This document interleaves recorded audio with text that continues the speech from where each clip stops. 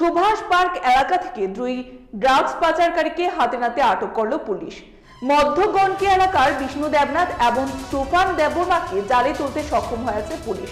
তাদের কাছ থেকে 290টি হেরোইনের কোটা, 1,240 টাকা এবং 3টি মোবাইল ফোন উদ্ধার করতে সক্ষম হয়েছে পুলিশ। আজ 12টার সময় আমাদের কাছে খবর আসে যে মধ্যগণকি এলাকার বিষ্ণু দেবনাথ সে ড্রাগস বিক্রি করার জন্য আমাদের কোয়াই শহরে যে বিচমনি এবং তার আশপাশে ঘোরাঘুরি করছে। আমরা সেই খবরের ভিত্তিতে আমরা উঠতে বসে এবং আমরা রেড করি।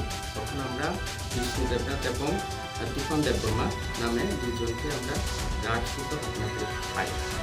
পাওয়ার পরে আমরা ওনাদেরকে থেকে আমরা 290টি হেরোইনের কোটা আমরা পাই এবং এছাড়া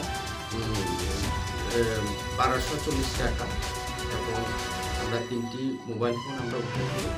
আমরা সেগুলিকে আমরা প্রপার এনডিপিএসের যে আইন সেই অনুসারে আমরা সিজ করি এবং আমরা থানাতে নিয়ে আসি।